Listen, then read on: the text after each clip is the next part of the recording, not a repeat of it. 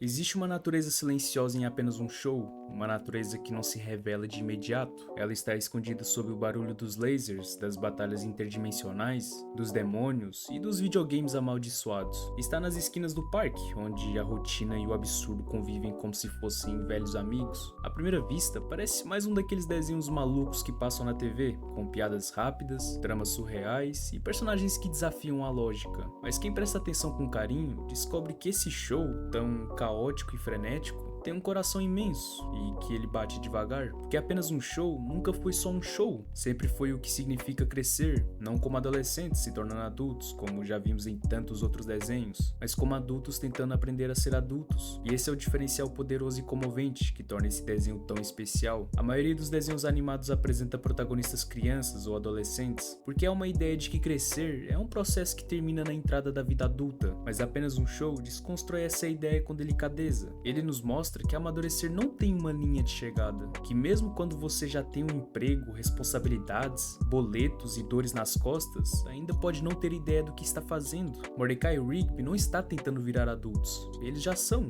mas são adultos em construção, vivem como se fossem adolescentes eternos, jogando videogame, comendo porcarias, arranjando desculpas para fugir do trabalho, porque no fundo ainda estão tentando entender quem são, o que querem e como se vive de verdade.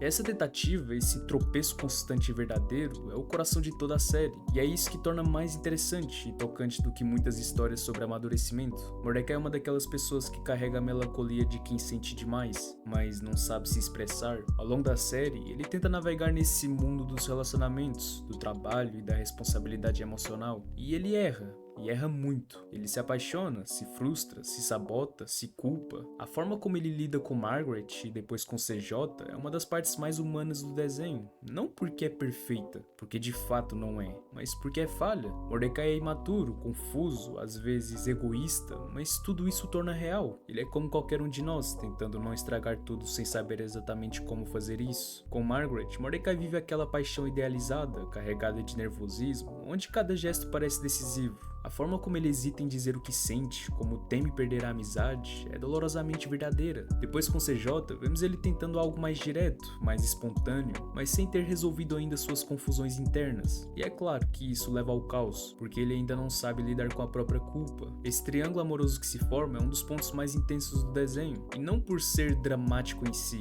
mas por nos lembrar que o coração humano é bem confuso, e que machucar os outros nem sempre vem da maldade. Às vezes vem do medo. E claro, isso não é desculpa por ter machucado alguém. E o contraponto de Mordecai é Rigby, impulsivo, caótico, irresponsável, mas por trás do seu jeito inconsequente há uma insegurança profunda. O Rigby se sente inferior, ele sabe que não terminou a escola, que não é tão bom quanto Mordecai nos olhos dos outros, e isso o corrói. Mas aos poucos, ao longo das temporadas, Rigby começa a mudar. Ele vai à escola, se forma, aprende a pedir desculpas, a amar, a aceitar as suas limitações. Seu crescimento é um dos arcos mais emocionantes da animação, porque ele representa aquela parte de nós que se acha burra demais, lenta demais, desimportante demais, mas que mesmo assim encontra um jeito de crescer. E é nesse crescimento que surge uma das personagens mais interessantes que muitos acabam por esquecer, a Eileen. Ela no início é bem tímida, quase que invisível, mas ela vai se revelando como uma presença suave, sólida. A Eileen não é espetaculosa, não entra em cena com piadas escandalosas, nem grandes reviravoltas. Ela chega devagar, com cuidado,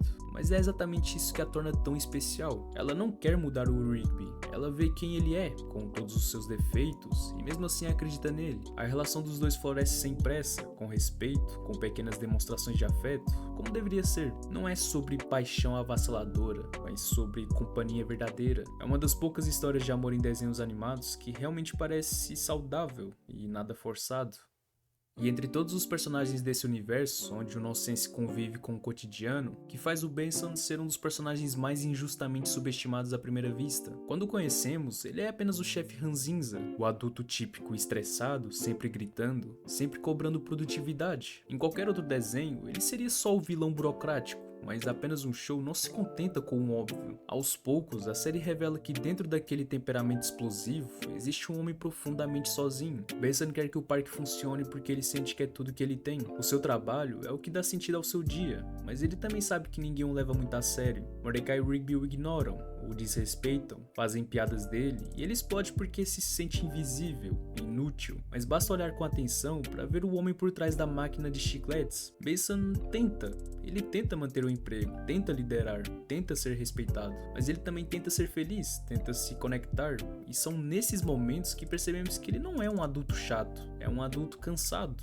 um adulto tentando segurar tudo enquanto tudo escapa. Quando Benson se apaixona, vemos um lado seu que poucos conheciam, vulnerável, tímido, esperançoso. O episódio em que ele marca um encontro e tudo dá errado pode parecer apenas mais uma comédia de erros, mas por trás das piadas, há um homem tentando encontrar algum carinho em meio ao caos. Ele quer amar e ser amado, mas não sabe como equilibrar isso com a sua necessidade de controle, como se ele estivesse dizendo para ele mesmo que se ele abrir, as coisas vão desmoronar. E é esse dilema que torna o Benson tão real, o medo de que ao baixar a guarda, tudo desmorone.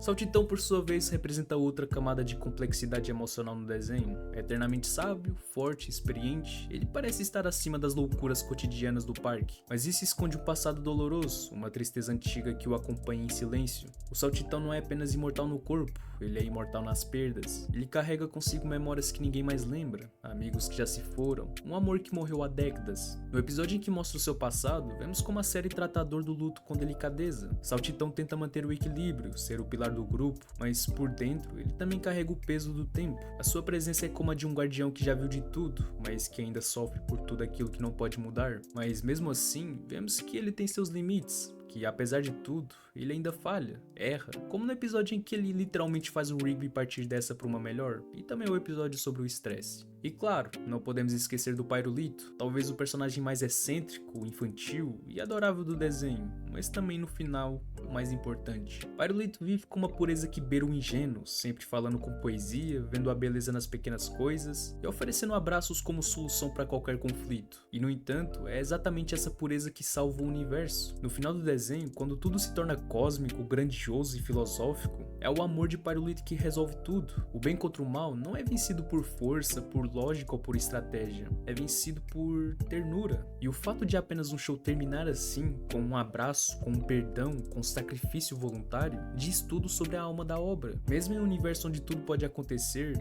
o que realmente importa é como tratamos uns aos outros.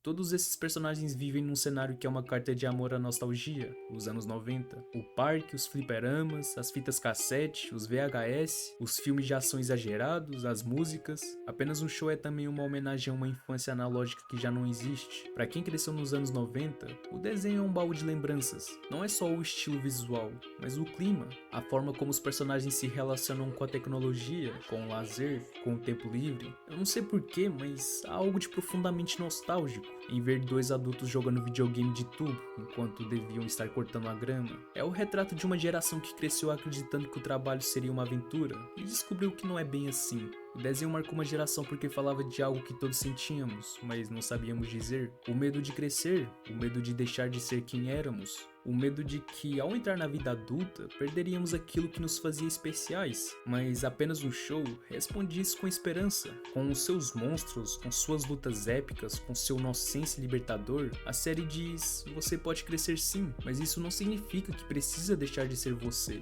Você pode aprender, amar, errar, recomeçar e ainda jogar videogame no fim do dia. Talvez no fim das contas, seja esse o maior ensinamento do show, que a vida adulta não precisa ser uma prisão, pode ser uma aventura estranha, engraçada e absurda, pode ser difícil, mas também mágica, desde que você tenha amigos por perto, desde que você não se esqueça de quem você é. E por isso não, apenas um show nunca foi apenas um show, foi um abraço disfarçado de comédia, de bizarrices, algo para nos lembrar de que crescer dói, mas não precisa doer sozinho, uma história sobre amadurecer do jeito mais estranho possível, mas ainda assim, amadurecer.